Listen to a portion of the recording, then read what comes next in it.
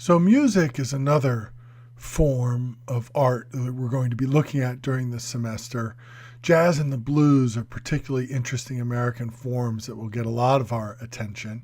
And so I thought we could use the Louis Armstrong performance in 1929 of Fats Waller's What Did I Do to Be So Black and Blue as an example of how we can find a classic American cultural tension in music. And in this case, the tension is between the practice of racial hierarchy in America and the dream of racial equality, or the discrepancy between the dream of racial equality promised in so many ways in our culture and the reality of the racial hierarchy and discrimination actually practiced. So what I'd like to do is listen to the song together. I'll probably pause it a few times to comment, ruin it for you, as you look at the lyrics. And the version of the song I'll be playing is one that I actually found in YouTube. And let me sort of see if I can shift that image. There you go. And you can see the old-time record that this person has is actually playing the recording off of with the information on it. I'm pretty sure this is authentic because I have other recordings of it, and matches it sonically and lyrically. So this is what we're going to be playing, and I'm going to play a little bit of it and pause it at a few different points to comment on it. When we listen to music in American studies, we are going to want to work on two levels. And one level is sonically, in other words, the sounds. What's going on with the instruments and the rhythm and the music itself, the melody, as opposed to the lyrics, what's being said in the lyrics. And Armstrong songs are always interesting because the sonic element, the music, is often as important in terms of the cultural message as the lyrics. So let's go ahead and listen to a little bit of Black and Blue and see where it takes us.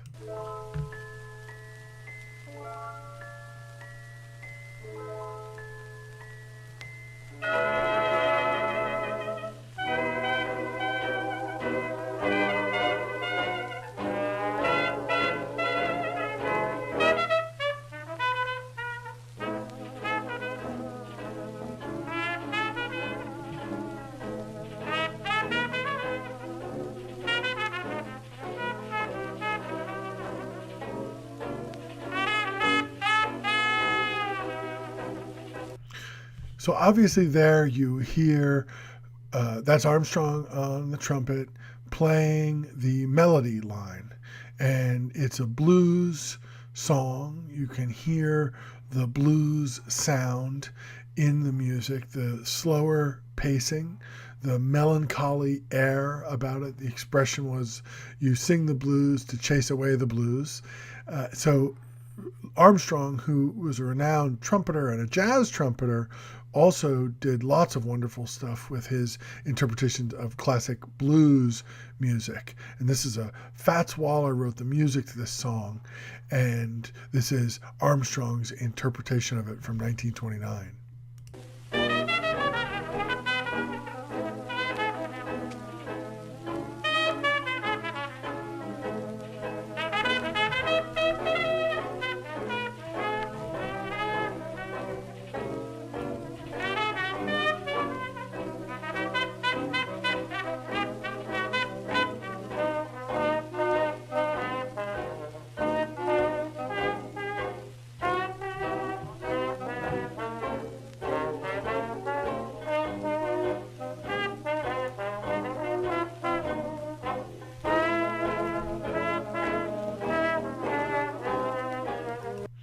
One of the things that jazz aficionados like to say about the music is that it combines American individualism, the heroic solo trumpeter in the case of Armstrong, with classic communalism, because you have a whole group of musicians playing with each other, often working with different individualized musical patterns that woven together create a tapestry of cool music. So you've got sort of improvisation and individualism and communalism in the same place, and all against this backdrop, right, of improvisation and shared performance. So it's really kind of a cool form for American culture, given those important tensions that it embodies, plays on, and many would argue reconciles. But that's not what we're here for. We're here to listen for race and what this song says about the tension between dreams of racial equality, ideals of racial equality, and realities of racial hierarchy in American culture. So soon enough, but actually quite far into the song, Armstrong's voice is going to chime in, and listen for his growl, listen for a little bit of scat singing, and watch the lyrics unfold.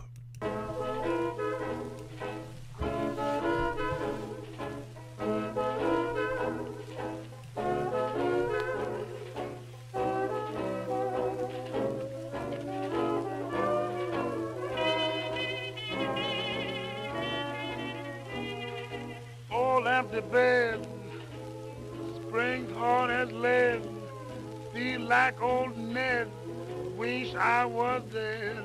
All my life through, I've been so black and blue.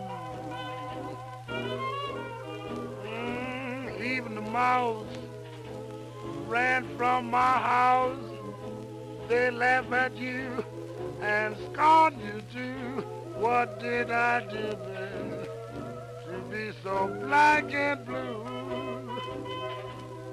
Oh, I'm white inside, but that don't help my case. 'Cause I can't hide what is in my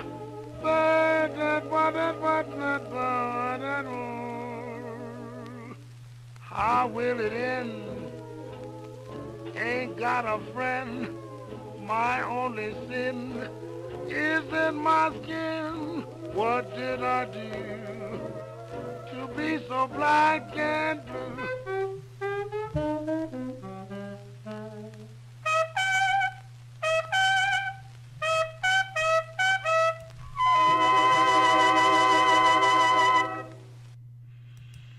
Now, that last trumpet blast at the end has received a lot of attention because it seems to jump out from the lyrics, almost in opposition to the lyrics, perhaps even in rejection of the lyrics, which are delivered in this melancholy blues rhythm. And suddenly you have this sort of triumphant blast, as if the artist is saying, I'm going to blow away these blues with the magic blast of my trumpet.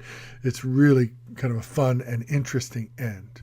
So obviously you see and hear the idea of race in American culture there. And Armstrong, who was later in his life accused of a little bit of Uncle Tomming in terms of his pandering to the mainstream white audience in the late 50s and 60s, is clearly here invested in a song that has the cadences and the lyrics of protest, right? I'm white inside, but that don't help my case because I can't hide what is in my face. My only sin is in my skin.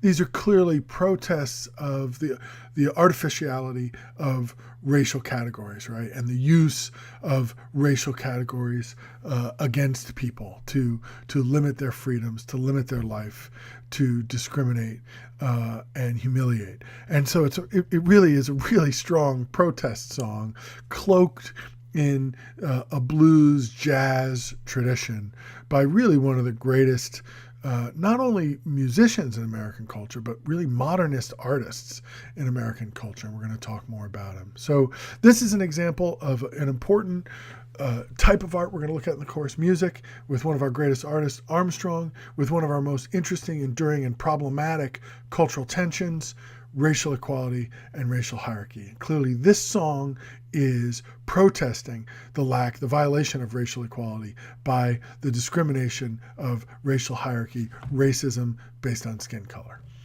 Okay, see you in Blackboard.